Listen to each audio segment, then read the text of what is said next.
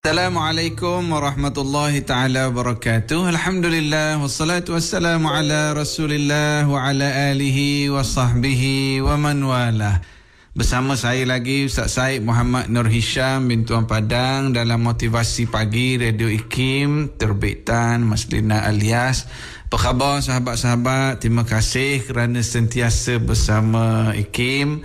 Moga-moga menjadi ibadah telinga kita insya-Allah ialah mendengar kebaikan-kebaikan, mendengar tazkirah-tazkirah, dan harapan saya perkongsian-perkongsian saya ini dinilai oleh Allah Subhanahu wa taala termasuk dalam sifat golongan yang untung. Wa tawasau bil haqqi wa tawasau bis sabr.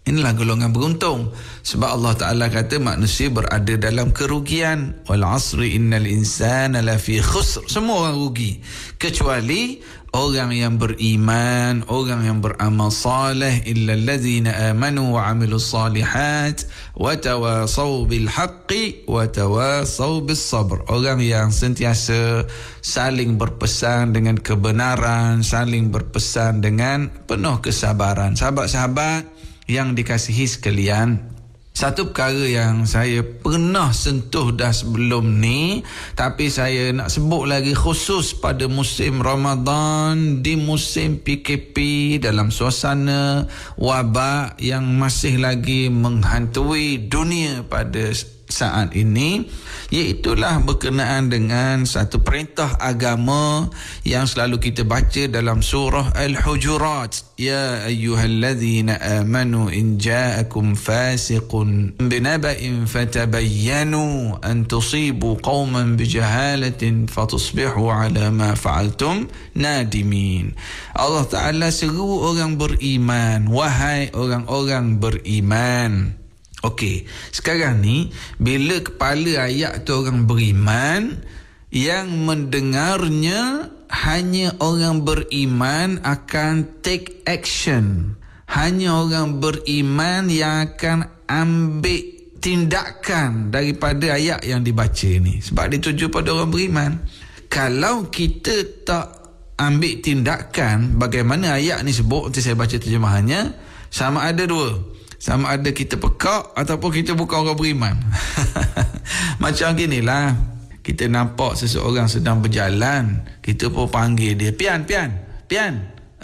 Kita panggil dia. Dia tak berpaling pun kita panggil. Ada dua kemungkinan.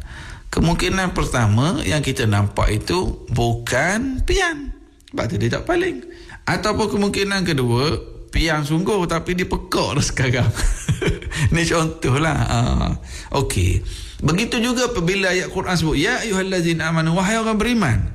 Kalau seseorang itu tidak paling, tidak bertindak, sama ada dia bukan orang beriman ataupun dia pekak, dia tak dengar ayat Quran. Sekarang dia dah dengar.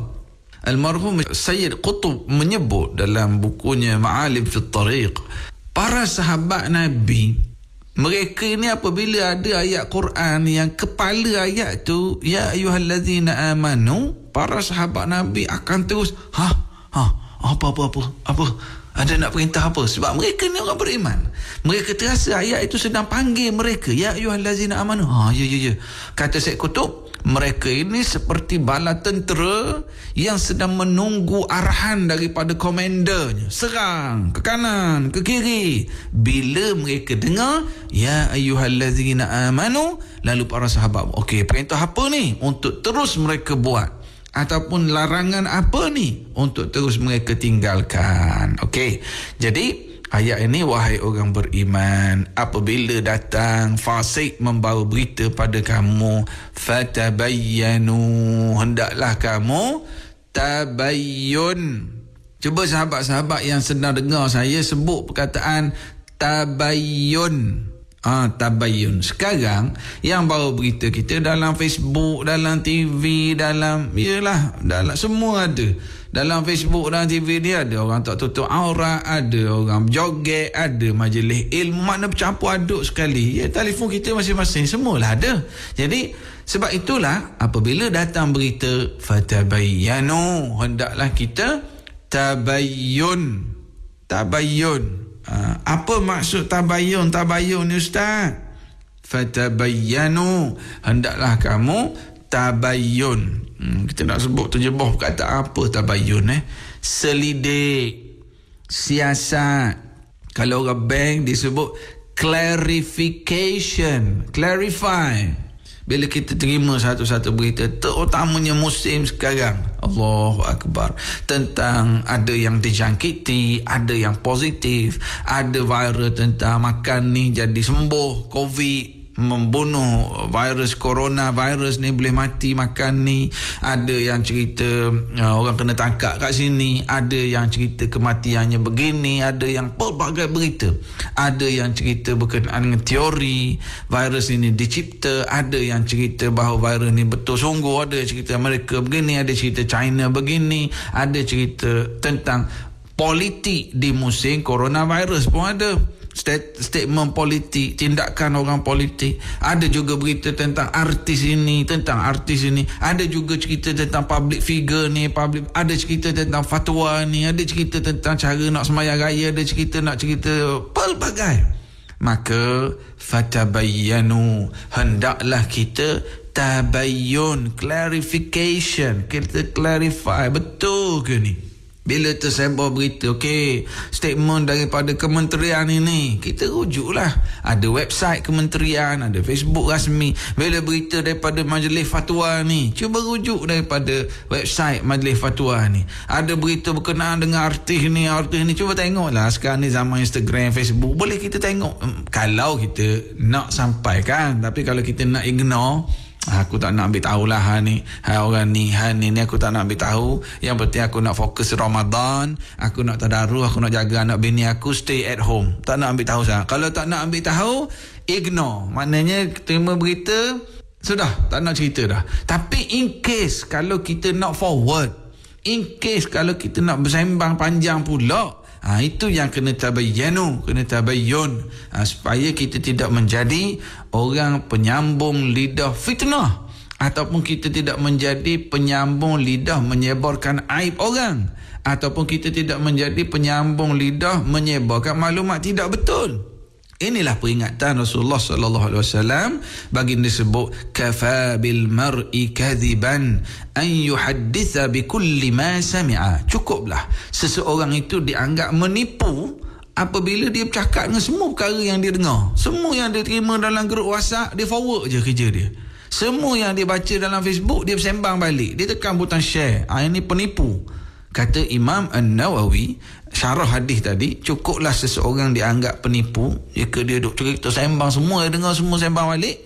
Kata Imam Nawawi, kerana setiap perkara yang kita dengar sudah pasti ada yang betul, ada yang tak betul. Maka kalau seseorang itu bersifat semua yang dia dengar dia cerita balik, itu maksud Rasulullah, dia ni juga penipu. Sebab dia kira bawa semua. Maka kita orang beriman, kita beriman dengan firman Allah, ma yalfidhu min qawlin illa ladaihi raqibun atid. Setiap kalimah, setiap lafaz yang keluar dari mulut seseorang, ada malaikat raqib atid yang mencatatnya dan mewakili setiap kalimah yang keluar dari mulut juga.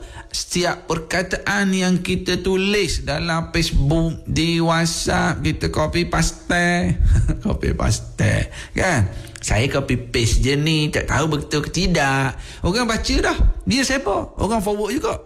Ini kena hati-hati. Sebab semuanya ada kira bicara di hari akhirat nanti. Apatah lagi kita berada di dalam bulan Ramadan, dalam keadaan kita sedang diuji dengan wabak ini. Marilah kita bertakwa, meneliti setiap tindak tanduk kita, setiap perbuatan kita, kita cermat. Kita ingat dosa pahala, biarlah tersilap tidak sebar yang betul daripada tersilap sebar yang salah.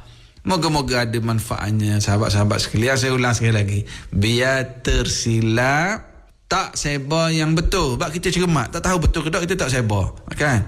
Lebih teruk lagi kalau kita tersilap sebar